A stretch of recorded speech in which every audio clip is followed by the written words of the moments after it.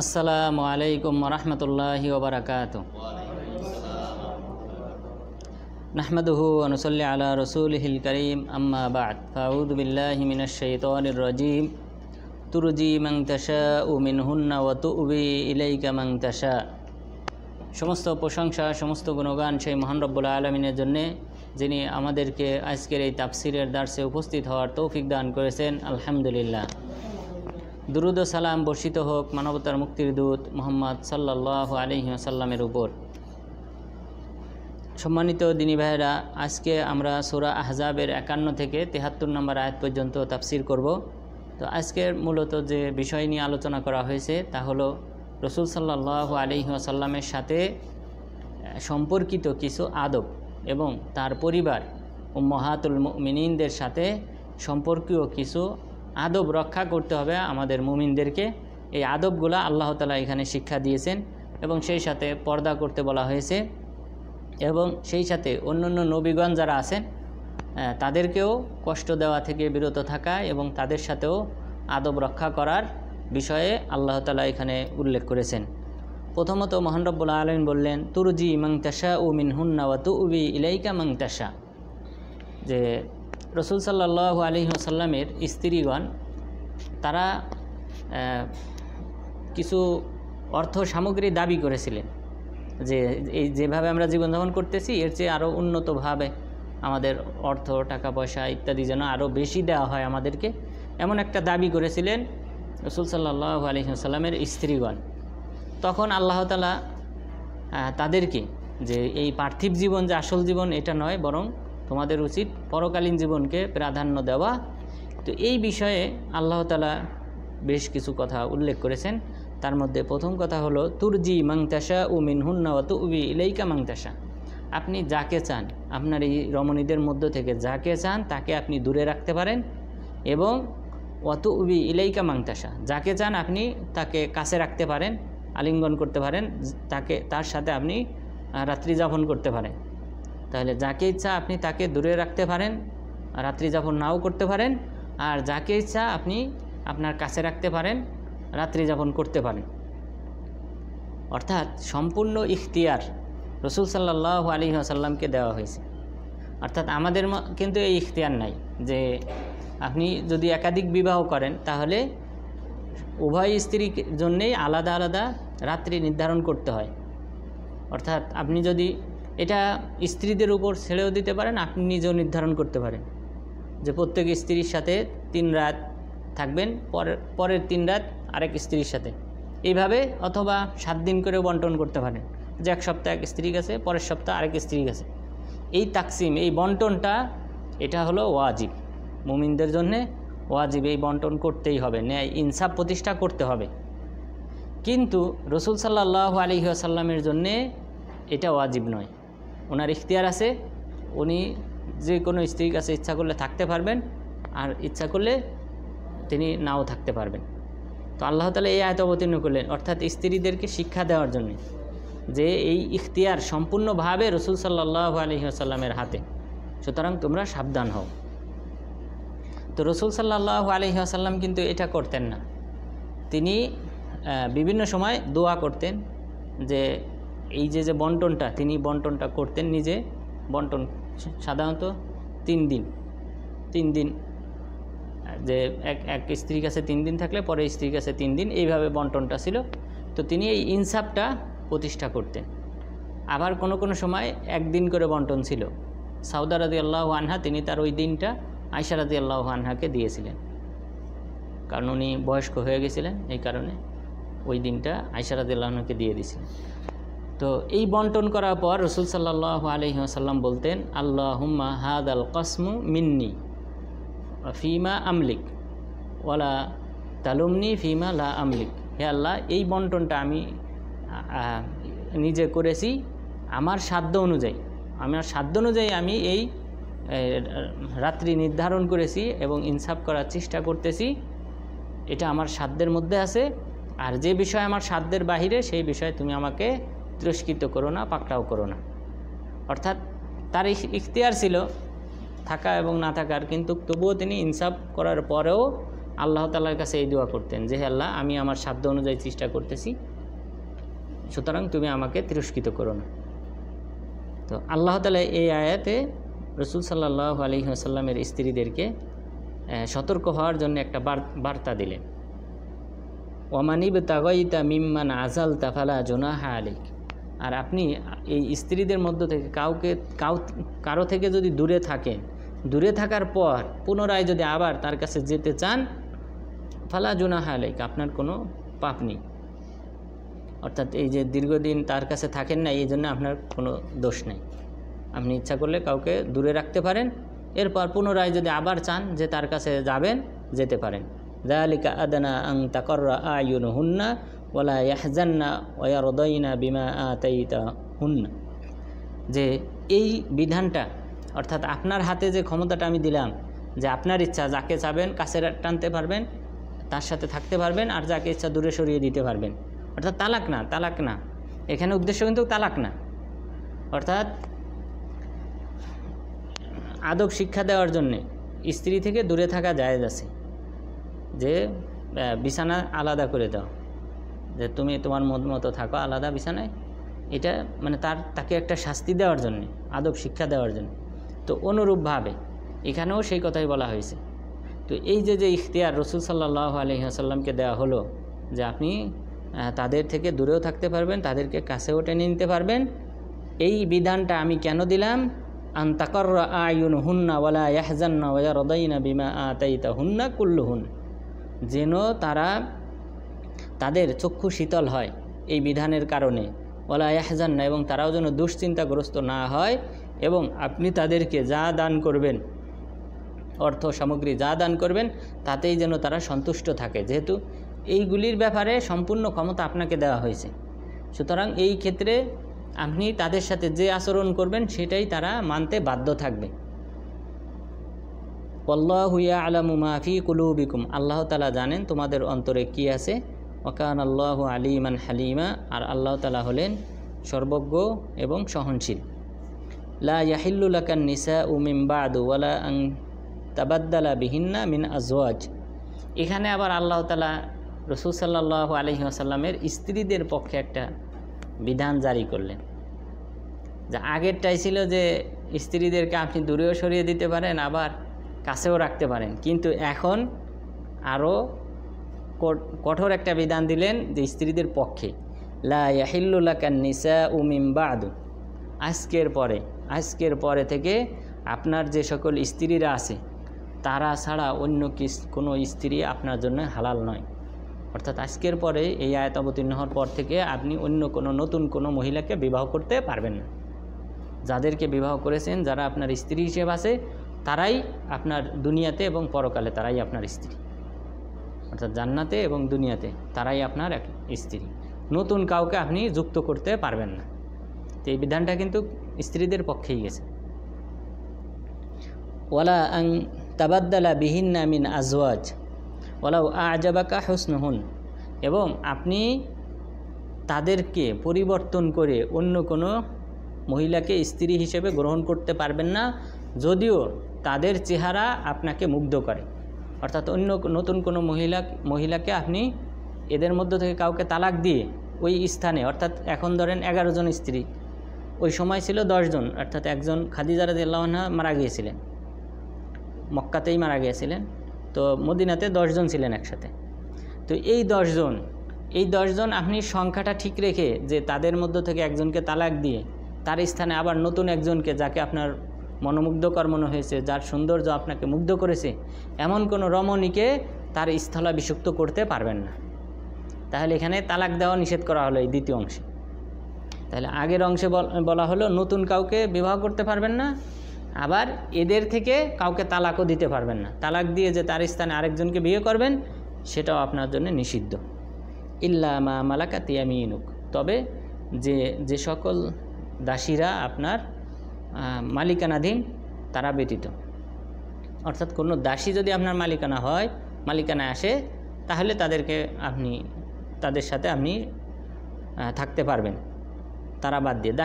দাসীদের হুকুম ভিন্ন, অর্থাৎ দাসী আপনার একাধিক থাকতে পারে, 100টাও থাকতে পারে, এটা সমস্যা নেই, কিন্তু স্ত্রী থাকতে হবে মুমিনদের জন্যে সর্বোচ্চ 4 জন একসাথে রাখতে পারবে।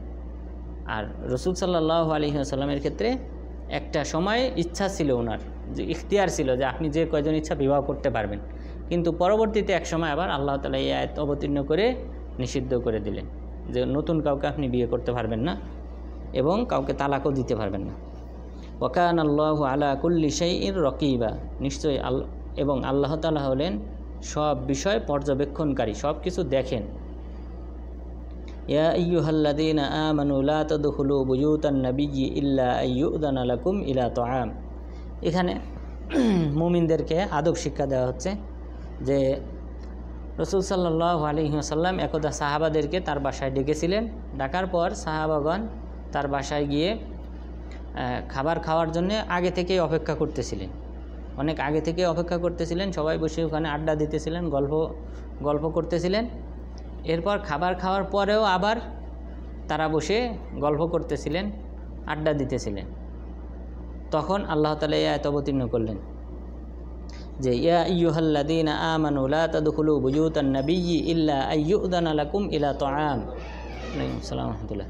হে মুমিনগণ, তোমাদের জন্য উচিত নয় নবীর গৃহে প্রবেশ করা, ইল্লা আইয়ুযানা লাকুম, তবে যদি তোমাদেরকে অনুমতি দেওয়া হয়, গৃহে প্রবেশ করার অনুমতি যদি দেওয়া হয় তাহলে তোমরা প্রবেশ করতে পারো। ইলা তাআমিন, খাবার খাওয়ার জন্য, গায়রা নাযিরিনা ইনাহু, এই খাবারটা পাকানো প্রস্তুত করার অপেক্ষায় থাকার জন্য নয়। অর্থাৎ তোমরা যে আগে গিয়ে বসে থাকবা খাবার তৈরি হওয়ার আগেই, এটা করবা না। খাবার তৈরি হওয়ার পূর্বেই অপেক্ষা করা যাবে না। আর এটা হলো একটা শর্ত। আর একটা হলো যখন তোমাদেরকে অনুমতি দেওয়া হবে, অনুমতি নিয়ে তোমাদেরকে ঢুকতে হবে। ওয়ালাকিন ইদা দুঈতুম ফাদখুলু, যখন তোমাদেরকে ডাকা হবে তখন তোমরা প্রবেশ করবে। ফাইদা তুঈমতুম ফান্তাশিরু, যখন খাবার খাওয়া হয়ে যাবে, ভোজন শেষ হবে, তখন তোমরা বেরিয়ে যাবে। খাবার এখনও এটাই সুন্নাত। কারণ একটা পরিবার আপনাকে যখন দাওয়াত দেয় তখন তারা কিন্তু সারাদিন অনেক পরিশ্রম করে, কষ্ট করে, রান্নাবান্না করতেও অনেক পরিশ্রম হয়। ফ্যামিলি বলেন, স্বামী বলেন, যার সবারই কিন্তু কষ্ট হয়। বাচ্চা কাচ্চা আছে তাদেরও কষ্ট হয়। এরপর দাওয়াত খাওয়ার পরে যদি আপনি আবার ওখানে বসে আড্ডা দেন, আরও লেট করেন, সময় কালক্ষেপণ করেন, এটা তাদের জন্য কষ্টকর। সুতরাং এই কারণে আল্লাহ তাআলা বললেন ফাইদা তুঈমতুম ফান্তাশিরু, খাবার শেষে তোমরা বেরিয়ে যাও, ওখানে বসে আড্ডা দিও না। ওয়ালা মুস্তানিসিনা লিহাদিস, তোমরা কথায় মাশগুল হয়ে যাও না, ব্যতিব্যস্ত হয়ে যাও না কথাবার্তা নিয়ে, অর্থাৎ গল্প নিয়ে তোমরা সেখানে ব্যতিব্যস্ত হয়ে যাও না, বরং খাবার খাওয়া শেষে তোমরা বেরিয়ে যাবে। ইন্না যালিকুম কানা ইউদিন নবী, তোমাদের এই আচরণটা, অর্থাৎ তোমরা যে খাবার পাক করার আগেই গিয়ে উপস্থিত হয়েছো, সেখানে গল্প গুজব করেছো, এরপর খাবার খাওয়ার পরেও তোমরা গল্প গুজব করেছো, সময় কালক্ষেপণ করেছো, এই আচরণটা ইউদিন নবী, নবীকে কষ্ট দেয়, পীড়া দেয়। ফায়াস্তাহি মিনকুম, কিন্তু তিনি তোমাদেরকে বের হয়ে যেতে বলতে লজ্জাবোধ করেন। কারণ এটাও সব জায়গায় ভদ্রতা নয়। যারা ভদ্র মানুষ তারা কখনোই বলবে না মেহমানকে যে বেরিয়ে যান। তো রাসূল সাল্লাল্লাহু আলাইহি ওয়াসাল্লামও সাহাবাদেরকে বেরিয়ে যেতে বলতে লজ্জা পেয়েছিলেন। আল্লাহু লা ইয়াস্তাহি মিনাল হক, আর আল্লাহ তাআলা সত্য বলতে লজ্জা পান না। ওয়া ইযা সাআলতুমুহুন্না মাতাআন ফাসআলুহুন্না মিন ওয়ারাই হিজাব, এখন হলো রাসূল সাল্লাল্লাহু আলাইহি সাল্লামের স্ত্রীদের সাথে পর্দা করতে হবে। তাদের ক্ষেত্রে কি বললেন, যখন তোমরা তার রমণীদের কাছে কোনো সামগ্রী কামনা করো, চাও, তখন ফাসআলুহুন্না মিন ওয়ারাই হিজাব, পর্দার আড়ালে থেকে চাও। যালিকুম আতহারু লিকুলুবিকুম ওয়া কুলুবিহিন, এটাই হলো অধিক পবিত্র তোমাদের অন্তর এবং তাদের অন্তরের জন্য, অর্থাৎ সবার অন্তর পরিষ্কার থাকার জন্যে এটাই হলো সর্বোত্তম, যে পর্দার আড়াল থেকে কোনো কিছু চাইতে হবে। এরপর আগে আমাদের একটা আলোচনায় গিয়েছিল যে ওয়ালা তাখদানা বিল কওল, তোমরা মিষ্টি ভাষায় কথা বলো না। অন্য পরপুরুষ আসলে তাদের সাথে মিষ্টি ভাষায় কথা বলতে নিষেধ করা হয়েছে। তাহলে ওখানে আমরা বলেছিলাম যে কারণ মহিলাদের আওয়াজ কথা, এই আওয়াজটাও কি পর্দা, এই আওয়াজটাও পর্দার অন্তর্ভুক্ত। যালিকুম আতহারু লিকুলুবিকুম ওয়া কুলুবিহিন ওয়া মা কানা লাকুম আন তুযু রাসূলুল্লাহি। আর তোমাদের জন্য উচিত নয় যে তোমরা আল্লাহ তাআলার রসুলকে কষ্ট দিবে, এটা তোমাদের জন্য সমুচিত নয়। ওয়ালা আন তানকিহু আজওয়াজাহু মিন বাদিহি আবাদা। আর এটাও তোমাদের জন্য উচিত নয় যে তোমরা তার স্ত্রীদেরকে, তার রমণীদেরকে, উম্মাহাতুল মুমিনিনদেরকে তার তিরোধানের পর, মৃত্যুর পর বিবাহ করবে, এটাও তোমাদের জন্য উচিত নয়। ইন্না যালিকুম কানা ইনদাল্লাহি আযীমা। নিশ্চয়ই এটা হলো আল্লাহ তাআলার নিকট ঘোরতর অপরাধ। তার স্ত্রীদেরকে বিবাহ করা তার মৃত্যুর পরে, এটা হলো আল্লাহ তাআলার নিকট একটা গুরুতর অপরাধ। এবং আলহামদুলিল্লাহ এটা ঘটে নাই, আমাদের এই উম্মতে এটা ঘটে নাই। আলহামদুলিল্লাহ রাসূল সাল্লাল্লাহু আলাইহি ওয়াসাল্লামের স্ত্রীদেরকে কেউ বিবাহ করেন নাই। ইন তুবদু শাইআন আও তুখফুহু ফাইন্নাল্লাহা কানা বিকুল্লি শাইইন আলিমা। তোমরা যদি কোনো কিছু প্রকাশ করতে চাও অথবা গোপন করো, তাহলে জেনে রেখো নিশ্চয়ই আল্লাহ তাআলা এই সকল বিষয়ে অবহিত।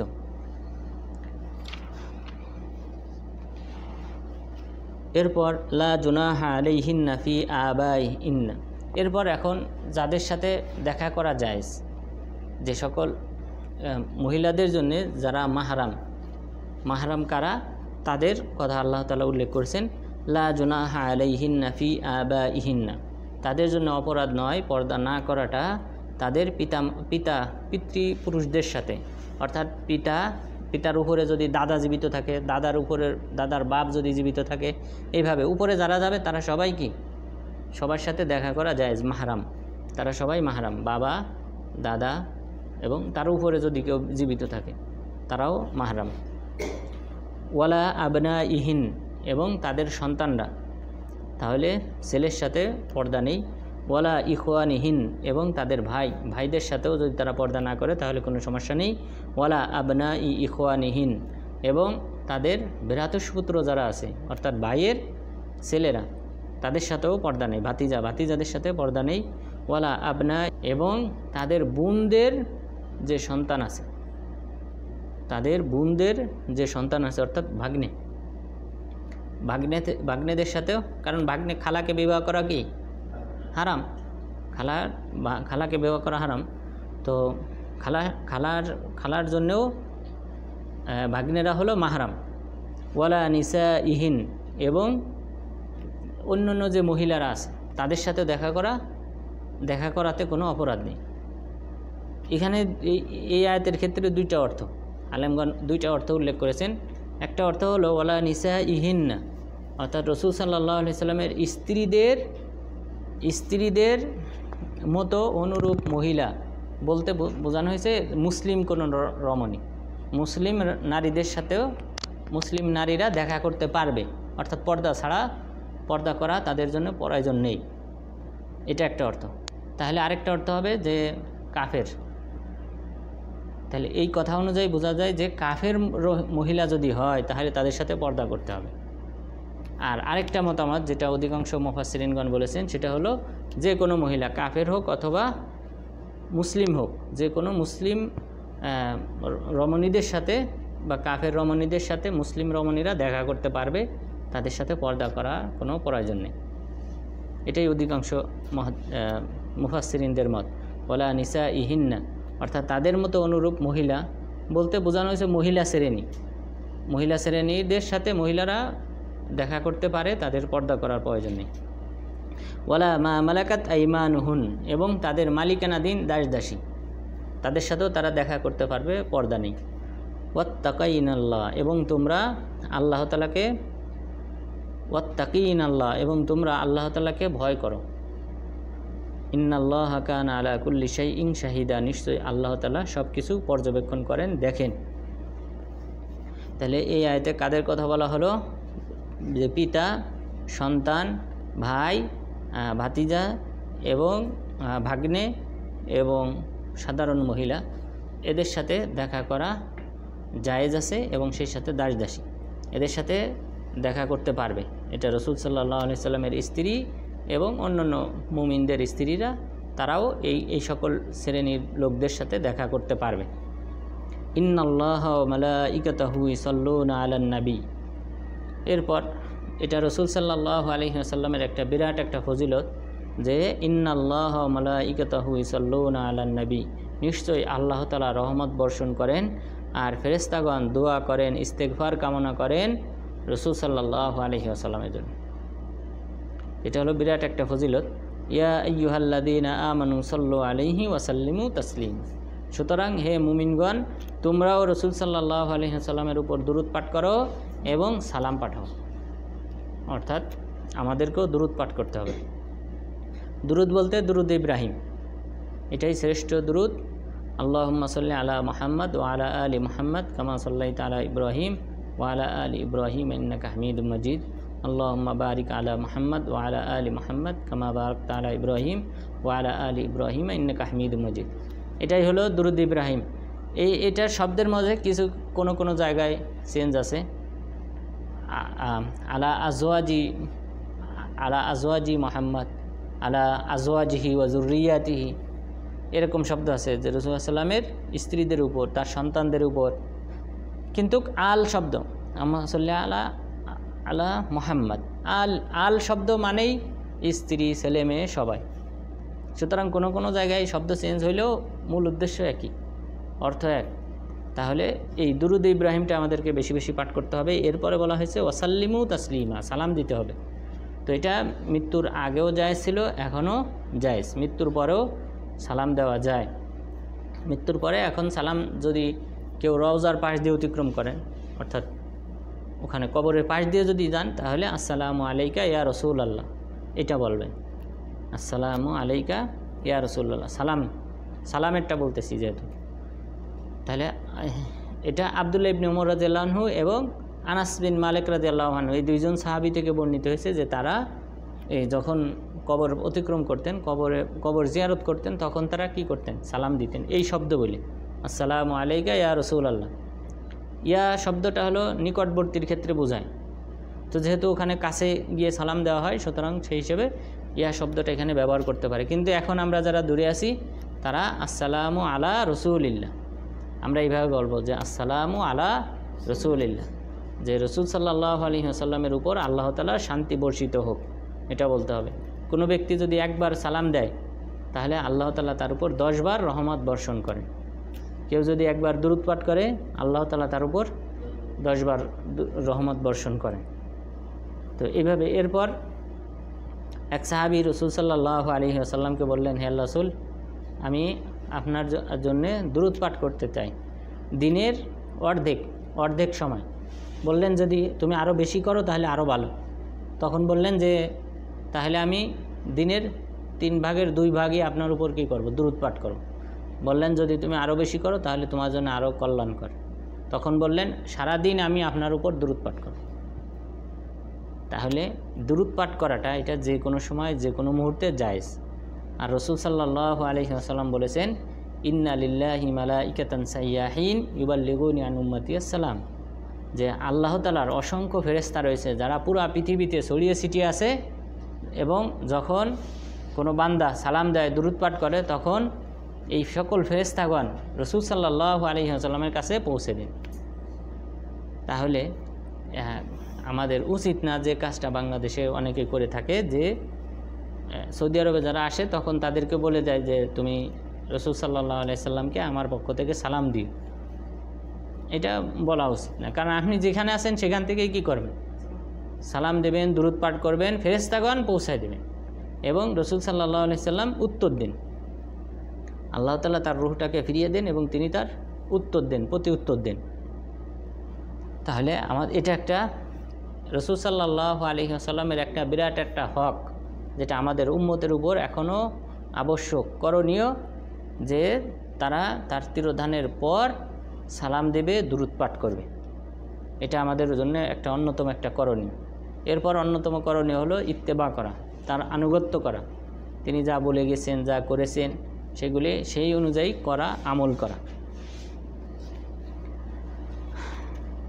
এরপর ইন্নাল্লাযীনা ইউযুনাল্লাহা ওয়া রাসূলাহু, যেহেতু এখানে আল্লাহ তাআলা নিজে রহমত বর্ষণ করেন ফেরেশতাগণ তার জন্য দোয়া করেন, ক্ষমা প্রার্থনা করেন। এখন বলতেছেন ইন্নাল্লাযীনা ইউযুনাল্লাহা ওয়া রাসূলাহু লাআনাহুমুল্লাহু ফিদ দুনিয়া ওয়াল আখিরাহ, নিশ্চয় যারা আল্লাহকে এবং তার রসুলকে কষ্ট দেয় তাদের উপর আল্লাহ তাআলার অভিশাপ দুনিয়াতে এবং পরকালে। কারণ যেই ব্যক্তির উপর স্বয়ং আল্লাহ তাআলা রহমত বর্ষণ করেন, ফেরেশতাগণ দোয়া করেন, সেই ব্যক্তিকে যারা কষ্ট দেবে স্বাভাবিকভাবে তাদের উপর আল্লাহ তাআলার দুনিয়াতে এবং পরকালে অভিশাপ। ওয়া আ'আদ্দা লাহুম আযাবাম মুহিনা, এবং আল্লাহ তাআলা তাদের জন্যে লাঞ্ছনাদায়ক শাস্তি প্রস্তুত করে রেখেছেন। একটা হলো শাস্তি দেওয়া, যে কোনো ধরনের একটা শাস্তি দেওয়া, আরেকটা হলো লাঞ্ছিত করে শাস্তি দেওয়া। চোরকে ধরার পর হাত কেটে দেওয়া মানুষের সম্মুখে, অথবা মানুষের একটা সমাজের সামনে, সবার সামনে বিচার করে হাত কেটে দেওয়া, এটা কিন্তু একটা লাঞ্ছনা দেয়। আর যদি থানার মধ্যে সরকারি কোনো ভবনে একটা নির্দিষ্ট একটা রুমে বসে কেটে দেওয়া, দুইটার মাঝে অনেক পার্থক্য। কারণ এতগুলা মানুষের সামনে সে লাঞ্ছিত হবে, আর রুমের মধ্যে একা কীভাবে তার হাত কেটে দেওয়া, দুইটার মধ্যে আকাশ পাতাল পার্থক্য। তো অনুরূপ এই মুহিনা মানে হলো লাঞ্ছনাদায়ক, মানুষের সামনে অপমানিত করে তাকে কি করা হবে, শাস্তি দেওয়া হবে। ওয়াল্লাযীনা ইউযুনাল মুমিনিনা ওয়াল মুমিনাতি বিগাইরি মাকতাসাবু ফাকাদ ইহতামালু বুহতানা ওয়া ইথমান মুবিনা, আর যারা মুমিনদেরকে কষ্ট দেয়, মুমিন নর নারীদেরকে কষ্ট দেয়, বিগাইরি মাকতাসাবু, তারা অপরাধ করা ছাড়াই যারা মুমিন নর নারীদেরকে কষ্ট দেয়, ফাকাদ ইহতামালু বুহতানা ওয়া ইথমান মুবিনা, তারা অপবাদ এবং পাপের বোঝা তারা বহন করল। এখানে অপবাদ দেওয়া কোনো ব্যক্তিকে, যেমন আয়েশা রাদিয়াল্লাহু আনহাকে কি দেওয়া হয়েছিল, ব্যভিচারের মিথ্যা অপবাদ দেওয়া হয়েছিল। অর্থাৎ তারা আয়েশা রাদিয়াল্লাহু আনহু কোনো অপরাধ করেন নাই।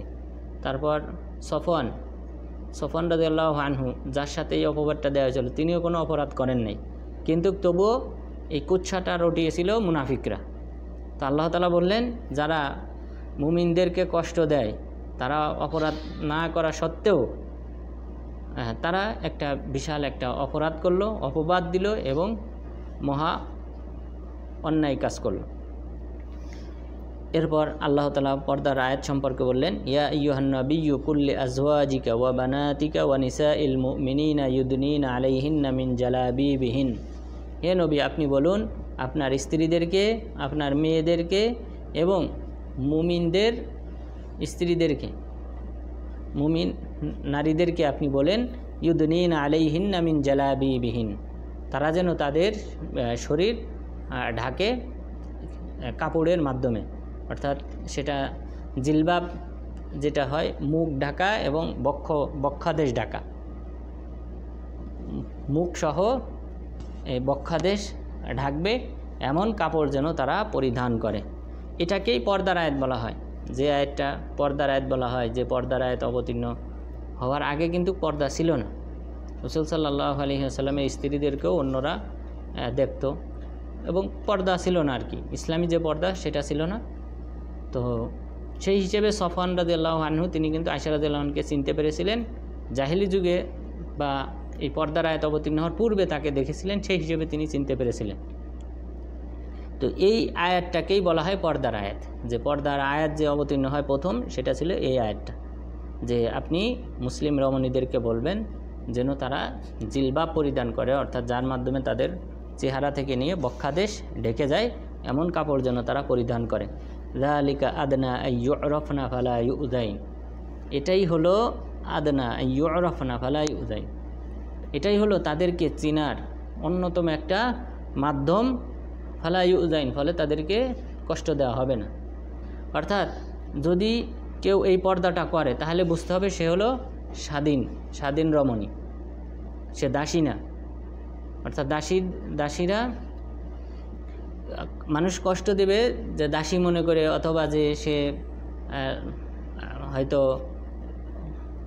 চরিত্রহীন মহিলা ইত্যাদি মনে করবে যখন কাপড় না থাকবে, পোশাক না থাকবে, এই ভদ্র পোশাক যখন না থাকবে তখন মনে করবে, কিন্তু যখন এই ভদ্র পোশাক থাকবে তখন বুঝবে যে না, সে স্বাধীন নারী, যার উপর পর্দা করা ওয়াজিব, ফরজ। সুতরাং তাকে ফালা ইউজাইন, তখন তাকে কষ্ট দেবে না, অন্য মানুষরা উত্ত্যক্ত করবে না। যখন চিনতে পারবে যে তিনি হলেন স্বাধীন রমণী এবং পর্দানশীল, তখন তাকে আর কেউ উত্ত্যক্ত করবে না। এটাই স্বাভাবিক, এখনও মানুষ উত্ত্যক্ত করে যারা পর্দাহীন তাদেরকে। ওয়াকান আল্লাহু গফুরার রহিমা, এবং আল্লাহ তাআলা হলেন ক্ষমাকারী, করুণাময়। লা ইল্লাম ইয়ানতাহিল মুনাফিকুনা ওয়াল্লাযীনা ফী কুলুবিহিম মারাদ ওয়াল মুরজিফুনা ফিল মাদিনা, বলতেছেন যে মুনাফিকরা যদি তারা বিরত না হয় এবং যাদের অন্তরে ব্যাধি রয়েছে তারা যদি বিরত না হয়, ওয়াল মুরজিফুনা ফিল মাদিনা, এবং এই নগরে, এই শহরে যারা ভীতি ছড়ায় অথবা মিথ্যা অপবাদ ছড়ায়, সেই সকল ব্যক্তি, অর্থাৎ উদ্দেশ্য মুনাফিকরাই, যারা এই নগরে ভীতি ছড়ায় অথবা অপবাদ প্রচার করে, তারা যদি ক্ষান্ত না হয়, লানুগরিয়ান্নাকা বিহিম থুম্মা লা ইউজাবিরুনাকা ফিহা ইল্লা কলিলা, তাহলে আমি আপনাকে তাদের বিরুদ্ধে প্রবল করব, শক্তিশালী করব, প্ররোচিত করব, থুম্মা লা ইউজাবিরুনাকা ফিহা ইল্লা কলিলা, ফলে তারা আপনার পাশে আর প্রতিবেশী হিসেবে বেশিক্ষণ অবস্থান করতে পারবে না। অর্থাৎ আপনি যখন শক্তিশালী হবেন, যখন তাদের বিরুদ্ধে যুদ্ধ করবেন, তাদেরকে হত্যা করবেন, তখন তারা তো আর আপনার প্রতিবেশী হিসেবে বসবাস করার সাহস পাবে না। তো আল্লাহ তাআলা এখানে একটা সতর্কবার্তা দিলেন মুনাফিকদেরকে, যে তারা যেন সাবধান হয়, না হলে মুসলিমদেরকে আমি শক্তিশালী করব এবং তারা একসময় তাদের বিচার করবে, হত্যা করবে। মালউনিন, তারা হলো অভিশপ্ত, এই মুনাফিকরা হলো অভিশপ্ত। আইনামা সুকিফু উখিযু ওয়া কুতিলু তাকতিলা, এবং তাদেরকে যেখানেই পাওয়া যাবে সেখানেই তাদেরকে পাকড়াও করা হবে এবং নির্মমভাবে হত্যা করা হবে। অর্থাৎ তারা যদি এখন ক্ষান্ত না হয়, চুপসে না যায়, তারা যে সকল মিথ্যা অপবাদ ছড়ায় এগুলি থেকে যদি বিরত না থাকে, তাহলে মুসলিমদেরকে আমি শক্তিশালী করব, তারা একসময় তাদেরকে নির্মমভাবে হত্যা করবে, পাকড়াও করবে, গ্রেপ্তার করবে এবং তাদেরকে শাস্তি দেবে। সুন্নাতাল্লাহি ফিল্লাযীনা খালাউ মিন ক্বাবলু, এটাই হলো আল্লাহ তাআলার রীতি যারা ইতিপূর্বে অতিবাহিত হয়েছে, যে আল্লাহ তাআলা মুমিনদেরকে শক্তিশালী করেছেন, কাফেরদেরকে একসময় ধ্বংস করেছেন। ওয়ালাং তাজিদা লিসুন্নাতিল্লাহি তাবদীলা, আর আল্লাহ তাআলার এই রীতিতে আপনি কোনো ধরনের পরিবর্তন পাবেন না। অর্থাৎ মুমিনরা একসময় কাফেরদের উপর বিজিত হয়, এটাই ছিল সব সময়। প্রাথমিকভাবে হয়তো কোনো উম্মত মুমিনদের উপর হয়তো জুলুম করেছে, কিন্তু পরবর্তীতে শেষ পরিণাম কিন্তু মুমিনদের পক্ষেই এসেছে। ইয়াসআলুকান নাসু আনিস সাআ, মানুষেরা আপনার কাছে কিয়ামত সম্পর্কে জানতে চায়। কুল ইন্নামা ইলমুহা ইনদাল্লাহ, আপনি বলেন যে কিয়ামতের জ্ঞান একমাত্র আল্লাহ তাআলাই ভালো জানেন। ওমা ইউদরিকা লাআল্লা সাআতা তাকুনু করিবা, আপনি জানেন না যে কিয়ামত হতে পারে অতি সন্নিকটে, কিয়ামতটা অতি সন্নিকটে হতে পারে, আপনি জানেন না। ইন্নাল্লাহা লাআনাল কাফিরিনা ওয়া আ'আদ্দা লাহুম সাঈরা, নিশ্চয়ই আল্লাহ তাআলা কাফেরদের উপর অভিশাপ দিয়েছেন এবং তাদের জন্যে জ্বলন্ত আগুন প্রস্তুত করে রেখেছেন। অর্থাৎ এই কিয়ামত কখন হবে এটা জেনে তো কোনো লাভ নেই। ফলাফল হলো যারা কাফের তাদের জন্য আল্লাহ তাআলা জাহান্নামের জ্বলন্ত আগুন প্রস্তুত করে রেখেছে। যদি ঈমান না আনে তাহলে তাদেরকে এই জ্বলন্ত আগুনে পুড়তে হবে, সেটা কিয়ামত যখনই হোক তখনই তাদেরকে এই শাস্তির সম্মুখীন হতেই হবে। তাহলে মূল বিষয়টা হলো, জানার বিষয়টা হলো ঈমান এবং কুফর। যে ঈমান কি আমাদেরকে সেটা জানতে হবে, সেটা অনুসরণ করতে হবে, কুফরি কি সেটা জানতে হবে এবং কুফরি থেকে দূরে থাকতে হবে। খালিদিনা ফিহা আবাদা, তারা তথায় চিরস্থায়ীভাবে থাকবে। রাসূল সাল্লাল্লাহু আলাইহি ওয়াসাল্লামকে এক সাহাবী জিজ্ঞাসা করলেন, মাতাসা, হে আল্লাহ রাসূল, কিয়ামত কখন হবে? তখন জিজ্ঞাসা করলেন, তুমি কি প্রস্তুতি নিয়েছো? কারণ কিয়ামত কখন হবে এটা জেনে তো আমার আপনার কোনো লাভ নেই, কোনো লাভ নেই। তো রাসূল সাল্লাল্লাহু আলাইহি ওয়াসাল্লাম তাকে পাল্টা প্রশ্ন করলেন, তুমি কি প্রস্তুতি নিয়েছো কিয়ামতের সম্মুখীন হওয়ার? তখন বললেন যে কিছুই না আল্লাহ রাসূল, তবে আমি আল্লাহ এবং তার রাসূলকে ভালোবাসি, এতটুকুই আমার প্রস্তুতি। তখন বললেন যে তুমি যাকে ভালোবাসো তার সাথেই তোমার হাসর নাসর হবে। এটা বিশাল একটা ফজিলত। খালিদিনা ফিহা আবাদা, তারা তথায় থাকবে, এই জাহান্নামে থাকবে চিরস্থায়ীভাবে। লা ইয়াজিদুনা ওয়ালিয়্যা ওয়ালা নাসীরা, তারা সেখানে কোনো সাহায্যকারী, কোনো বন্ধু পাবে না। ইয়াউমা তুকাল্লাবু উজুহুহুম ফিন্নার, এবং সেদিন তাদের চেহারা আগুনে উলটপালট করা হবে। অর্থাৎ একবার উপরের দিক থেকে উপর করে তাদেরকে জাহান্নামে নিক্ষেপ করা হবে, আবার উল্টিয়ে চেহারাটা উপরের দিকে ওঠানো হবে। অর্থাৎ এইভাবে সম্পূর্ণ তার পুরা বডিটাকে কঠিনভাবে শাস্তি দেওয়া হবে। তাহলে এই চেহারা কোনো সময় একবারে উপরের দিকে ওঠানো হবে, নিচের দিকে ওঠানো হবে, ডানে বামে করা হবে, উলটপালট করা হবে, যেন সব জায়গায় পুরা শরীরের সব জায়গায় যেন আগুন দগ্ধ করতে পারে। এই কারণে তাদের চেহারাকে জাহান্নামের আগুনে উলটপালট করা হবে। ইয়াকুলুনা ইয়া লাইতানা আতা'নাল্লাহ ওয়া আতা'নার রাসূল, তখন তারা বলবে, হায় আফসোস, আমরা যদি আল্লাহ এবং তার রসুলের আনুগত্য করতাম, তাহলে আজ আমরা এই আগুনের সম্মুখীন হতাম না, জাহান্নামের শাস্তির সম্মুখীন হতাম না। ওয়াকালু রব্বানা ইন্না আতা'না সাদাতানা ওয়া কুবারাআনা ফাদাল্লুনা সাবিল, এবং তারা বলবে, হে আল্লাহ, আমরা আমাদের নেতৃস্থানীয় ব্যক্তিদের অনুসরণ করতাম এবং যারা আমাদের বয়স্ক মুরব্বী তাদেরকে আমরা অনুসরণ করতাম। ফাদাল্লুনা সাবিল, তারাই আমাদেরকে পথভ্রষ্ট করেছে। রব্বানা আতিহিম দি'ফাইনি মিনাল আযাব ওয়া লানহুম লানান কাবীরা, হে আমাদের রব, আপনি তাদেরকে দ্বিগুণ শাস্তি প্রদান করুন এবং মহা অভিশাপ দান করুন। তাহলে সেই দিন যারা অন্য মানুষের অনুসরণ করে পথভ্রষ্ট হয়, পথভ্রষ্ট ব্যক্তিদের অনুসরণ করে যারা পথভ্রষ্ট হয়, তারা কিয়ামত দিবসে এই সকল ব্যক্তিদের বিরুদ্ধে আল্লাহ তাআলার কাছে দোয়া করবে, অভিযোগ করবে যে আল্লাহ, তুমি এদেরকে দ্বিগুণ শাস্তি প্রদান করো, এরাই আমাদেরকে পথভ্রষ্ট করেছে। ইয়া আইয়ুহাল্লাযীনা আমানু লা তাকুনু কাল্লাযীনা আযাউ মূসা ফাবাররাআল্লাহু মিম্মা ক্বালু। এরপর আল্লাহ তাআলা মূসা আলাইহিস সালামের সাথে কি আচরণ করা হয়েছিল, সেই আচরণ যেন আমাদের নবীর সাথে করা না হয়, সেই বিষয়ে সতর্কবার্তা দিয়েছেন যে, হে মুমিনগণ, তোমরা তাদের মতো হইও না যারা মূসা আলাইহিস সালামকে পীড়া দিয়েছিল, কষ্ট দিয়েছিল। ফাবাররাআহুল্লাহু মিম্মা ক্বালু, আল্লাহ তাআলা তারা যে অপবাদ দিয়েছিল তা থেকে তাকে নির্দোষ প্রমাণ করেছিলেন। অর্থাৎ ঘটনাটা হলো, এটা সহিহ বুখারী মুসলিমের হাদিস, যে রাসূল সাল্লাল্লাহু আলাইহি ওয়াসাল্লাম বলেছেন যে মূসা আলাইহিস সালাম তিনি লজ্জাশীল ছিলেন। অধিক লজ্জাশীল থাকার কারণে তিনি কাপড় শরীরে থাকা অবস্থায় গোসল করতেন। বনী ইসরাইলের লোকজন উলঙ্গ হয়ে গোসল করত, তো তিনি কখনো উলঙ্গ হয়ে গোসল করতেন না। তখন বনী ইসরাইলের লোকজন বলল যে এর কারণ হলো তার অন্ডকোষ একটা বড়। অর্থাৎ বনী ইসরাইলের যে অভ্যাস, স্বভাব, তখন তারা এই অপবাদ দিল যে মূসা আলাইহিস সালাম আমাদের সাথে গোসল করে না, তার কারণই হলো এটা যে তার অন্ডকোষ একটা বড়, এই কারণে সে আমাদের সাথে গোসল করে না। তো এই অপবাদটা তাদের মাঝে ছড়িয়ে যায়, বনী ইসরাইলের মাঝে। তখন আল্লাহ তাআলা চাইলেন যে তাকে এই দোষ থেকে মুক্ত করবেন। তখন তিনি একদা কাপড় খুলে গোসল করতেছিলেন, করার সময় এরপর যখন গোসল শেষে কাপড়টা নেবেন, কাপড়টা রেখেছিলেন একটা পাথরের উপর, তখন ওই পাথরটা আল্লাহ তাআলার নির্দেশে চলতে শুরু করলো। এটা মুজিজা, নবীগণের মুজিজা।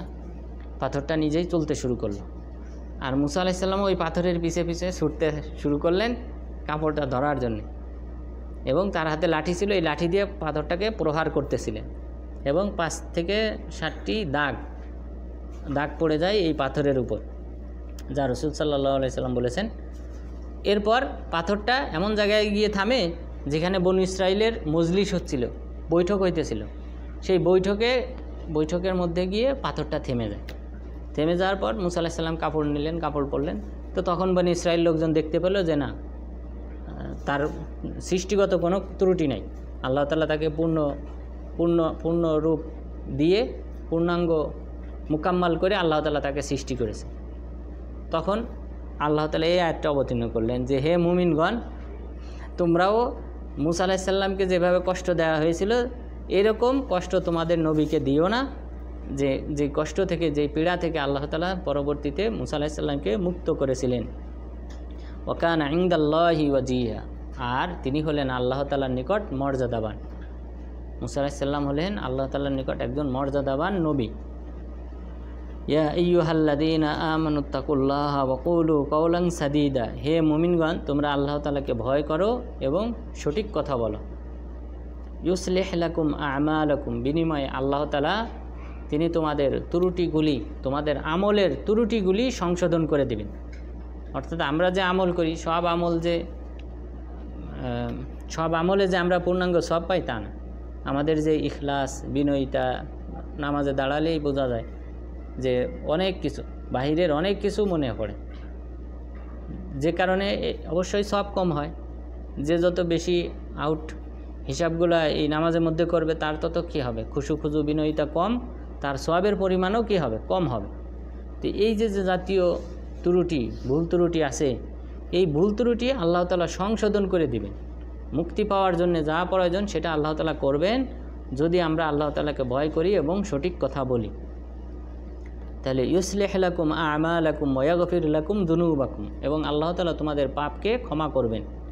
ওয়া মান ইউতি'ল্লাহা ওয়া রাসূলাহু ফাকাদ ফাযা ফাওজান আযীমা, যে ব্যক্তি আল্লাহ এবং তার রসুলের আনুগত্য করল সেই প্রকৃতপক্ষে মহা সফলতা অর্জন করল।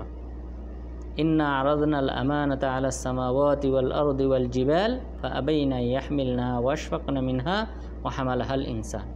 এরপর আল্লাহ তাআলা বলতেছেন এই যে আমানত, অর্থাৎ আমানত বলতে এই ওহী অর্থাৎ কোরআন হাদিস, এইগুলি আমি পেশ করেছিলাম আল্লাহ তাআলার মহা যে সৃষ্টি, বড় সৃষ্টি যেগুলি, সেইগুলির কাছে পেশ করেছিলেন।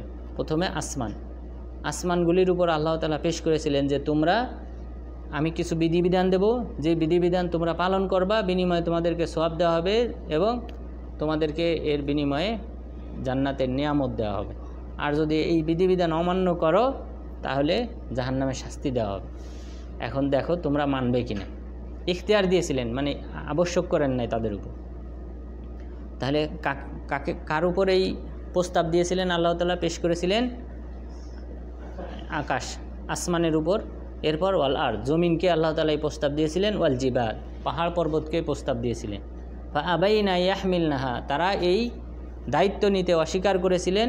ওয়াশফাকনা মিনহা, এবং তারা শঙ্কিত ছিলেন, ভয় পেয়েছিলেন যে আমরা যদি এটা যথাযথভাবে আদায় করতে না পারি তাহলে তো আমাদেরকে শাস্তির সম্মুখীন হতে হবে। ওয়াহামালাহাল ইনসান, আর মানুষ এই দায়িত্বটা গ্রহণ করলো। ইন্নাহু কানা যালুমান জাহুলা, নিশ্চয় মানুষ হলো মূর্খ এবং নিজের উপর জুলুমকারী। অর্থাৎ মানুষ এই দায়িত্বটা নিয়ে নিজের উপর জুলুম করলো, যে এই দায়িত্ব যদি সঠিকভাবে আদায় করতে না পারে তাহলে নিজের উপর শাস্তিটা আবশ্যক করে নিল, যে জাহান্নামে আল্লাহ তাআলা শাস্তি দেবেন। আর জাহুলা, মূর্খ বললেন, কারণ বিজ্ঞ ব্যক্তি চেষ্টা করবে যে যেসব বিষয়ে ক্ষতিকর দিক আছে সেখান থেকে বেঁচে থাকার, কিন্তু মানুষ এখানে কি এই জাহান্নাম জানা সত্ত্বেও তারা পরীক্ষা দেওয়ার জন্য সম্মতি জ্ঞাপন করল। তাহলে এটা হলো আলামুল আরওয়াহতে, রুহের জগতে, যে আল্লাহ তাআলা তাদের কাছে পেশ করলেন যে আমি এরকম ওহী পেশ করব, তোমরা এটা মানবা কিনা। মানলে তোমাদের বিনিময়ে জান্নাত দেওয়া হবে, না মানলে জাহান্নামে শাস্তি দেওয়া হবে। তখন তারা মেনেছিল। লিউআযযিবাল্লাহুল মুনাফিকিনা ওয়াল মুনাফিকাতি ওয়াল মুশরিকিনা ওয়াল মুশরিকাত ওয়া ইয়াতুবাল্লাহু আলাল মুমিনিনা ওয়াল মুমিনাত, আল্লাহ তাআলা মুনাফিকদেরকে, মুনাফিক নর নারী এবং মুশরিক নর নারীদেরকে শাস্তি প্রদান করবেন, আর মুমিন নর নারীদের তওবা কবুল করবেন। অর্থাৎ আগের আয়াতে বলা হলো যে মানুষ এই দায়িত্বটা গ্রহণ করলো, গ্রহণ করার পর কি হলো, মানুষ আবার তিন শ্রেণীতে বিভক্ত হয়ে গেল। কেউ মুনাফিক হইল, যে বাহ্যিকভাবে মেনে নিল আর অন্তরের দিক থেকে মানল না। আরেক শ্রেণীর হলো যারা বাহ্যিকভাবে এবং অন্তরের উভয় দিক থেকে মানল না, তারা হলো মুশরিক। আরেক দল হলো যারা অন্তরের দিক থেকে এবং বাহ্যিক দিক থেকে মুখের স্বীকৃতি দেওয়ার মাধ্যমে তারা মেনে নিল, এরা হলো মুমিন নর নারী। তাহলে এই আল্লাহ তাআলা যে ওহীর বিধানটা দিলেন সেটা পালন করার ক্ষেত্রে মানুষ তিন প্রকার। এক প্রকার হলো যারা মুখের স্বীকৃতি দেয় কিন্তু অন্তরে বিশ্বাস করে না, তারা হলো মুনাফিক, যে আশহাদু আল্লা ইলাহা ইল্লাল্লাহ ওয়া মুহাম্মাদুর রাসূলুল্লাহ এটা পাঠ করে কিন্তু অন্তরে বিশ্বাস করে না যে আল্লাহ আছে এবং ইবাদত করতে হবে, রাসূল সাল্লাল্লাহু আলাইহি সাল্লামকে আল্লাহ তাআলা নবী হিসেবে পাঠিয়েছেন, এগুলো অন্তরে বিশ্বাস করে না, মুখে বিশ্বাস করে, মুসলিম সমাজে বসবাস করে তাদের অস্ত্রের ভয়। আরেক শ্রেণীর মানুষ হলো যে না, যুদ্ধ হবে মুমিনদের সাথে, যারা এই কথা বলে আল্লাহ এবং তার রাসূলের প্রতি ঈমান আনে তাদের সাথে যুদ্ধ, অর্থাৎ আমরা মুখেও বিশ্বাস করি না, মুখেও স্বীকৃতি দেই না, অন্তরেও বিশ্বাস করি না, বরং এদের সাথে আমাদের যুদ্ধ। এরা হলো মুশরিক শ্রেণী। আরেক শ্রেণী হলো যে না, তারা মেনে নিয়েছে, মুখে স্বীকৃতি দিয়েছে এবং অন্তরে বিশ্বাস করেছে, তারা হলো মুমিন নরনারী। ওকান আল্লাহু গফুরুর রহিমা, আর আল্লাহ তাআলা হলেন ক্ষমাকারী, করুণাময়। তাহলে এখানে আজকের আলোচনায় আমরা যে কয়েকটি বিষয় জানলাম, যে প্রথমত আল্লাহ তাআলা রাসূল সাল্লাল্লাহু আলাইহি ওয়াসাল্লামের স্ত্রীরা যারা পার্থিব জীবনের বিভিন্ন সামগ্রী দাবি করেছিলেন তাদেরকে একটা শিক্ষা দিলেন যে তাদেরকে রাখা এবং না রাখার ব্যাপারে তালাক দেওয়ার ইখতিয়ার সম্পূর্ণ রাসূল সাল্লাল্লাহু আলাইহি ওয়াসাল্লামের হাতে, এবং তাদের সাথে রাত্রি যাপন করা এবং না করা এটারও অধিকার একমাত্র রাসূল সাল্লাল্লাহু আলাইহি ওয়াসাল্লামের হাতে। সুতরাং তোমরা সাবধান হও। এরপর আল্লাহ তাআলা রাসূল সাল্লাল্লাহু আলাইহি ওয়াসাল্লামের স্ত্রীদের পক্ষে আয়াত অবতীর্ণ করলেন যে আজকের পর থেকে আপনি নতুন কাউকে বিবাহ করতে পারবেন না, আর যারা আপনার স্ত্রী হিসেবে আছে তাদেরকে আপনি তালাকও দিতে পারবেন না, এই বিধানটা জারি করলেন। এরপর রাসূল সাল্লাল্লাহু আলাইহি ওয়াসাল্লামের গৃহে প্রবেশের ক্ষেত্রে এক আদব শিক্ষা দেওয়া হয়েছে যে যখন তিনি ঢোকার অনুমতি দেবেন তখন ঢুকতে হবে, এবং যে প্রয়োজনে আপনারা ঢুকবেন সেই প্রয়োজন শেষ হওয়ার পর বেরিয়ে আসতে হবে, অর্থাৎ অতিরিক্ত গল্পগুজব করা যাবে না। এরপর রাসূল সাল্লাল্লাহু আলাইহি ওয়াসাল্লামের স্ত্রীদেরকে উম্মাহাতুল মুমিনিন হিসেবে ঘোষণা করা হয়েছে যে তারা হলো মুমিনদের মা, এবং তার তিরোধানের পর তাদেরকে বিবাহ করা হারাম। এরপর আল্লাহ তাআলা যে সকল পুরুষরা মাহরাম মহিলাদের জন্য তাদের কথা উল্লেখ করেছেন। এরপর রাসূল সাল্লাল্লাহু আলাইহি ওয়াসাল্লামের একটা ফজিলত হিসেবে আল্লাহ তাআলা আয়াত অবতীর্ণ করেছেন যে আল্লাহ তাআলা তার উপর রহমত বর্ষণ করেন, ফেরেশতাগণ তার জন্য দোয়া করেন। সুতরাং তোমরা মুমিনরা তোমরাও দুরূদ পাঠ করো এবং সালাম পাঠাও। এরপর আল্লাহ তাআলা পর্দার আয়াত অবতীর্ণ করলেন যে পর্দা করতে হবে, চেহারা বক্ষদেশ ঢাকতে হবে, অর্থাৎ এমন একটা পোশাক যে সাধারণত সেই সময় জাহিলি যুগেও পর্দা ছিল না বলতে কি, পর্দা তারাও তো পোশাক পরতো, তো পোশাক সাধারণ পোশাক তো পরতোই, তাহলে সমস্যাটা ছিল কোথায়? চেহারা ঢাকা, হাত ঢাকা, এগুলাই, অর্থাৎ পুরো একটা কাপড় পরে যে চেহারাটা ঢাকবে, চেহারা থেকে নিয়ে বক্ষাদেশ সহ ঢাকবে, এটা ছিল না। তো এটা কি করলেন? আল্লাহ তাআলা আয়াত অবতীর্ণ করলেন যে না, তোমাদেরকে এটাও করতে হবে। এরপর আল্লাহ তাআলা মুনাফিকদেরকে সতর্ক করলেন যে তোমরা যদি তোমাদের এই অপপ্রচার থেকে বিরত না থাকো তাহলে আমি মুমিনদেরকে শক্তিশালী করব, তারা এক সময় তোমাদেরকে মদিনা থেকে বের করে দিবে। এরপর আল্লাহ তাআলা কিয়ামতের জ্ঞান একমাত্র তিনিই জানেন, অন্য কেউ জানেন না, এই বিষয়টা উল্লেখ করেছেন। এরপর আল্লাহ তাআলা মুসা আলাইহিস সালামকে যারা কষ্ট দিয়েছিল তাদের মতো হতে আমাদেরকে নিষেধ করেছেন, এই উম্মতে মুহাম্মাদিকে সতর্ক করেছেন তোমরাও এই বনু ইসরাইলের মতো ইহুদিদের মতো অনুরূপ হয় না যে তারা তাদের নবীকে কষ্ট দিয়েছিল, পরবর্তীতে আল্লাহ তাআলা তাকে ইহা থেকে মুক্ত করেছিলেন। এরপর আল্লাহ তাআলা এই যে আমানত অর্থাৎ ওহির জ্ঞান, এই জ্ঞানটা আল্লাহ তাআলা আসমানের কাছে পেশ করেছিলেন, জমিনের কাছে পেশ করেছিলেন, পাহাড় পর্বতের কাছে পেশ করেছিলেন, কিন্তু তারা গ্রহণ করতে অস্বীকার করেছিল।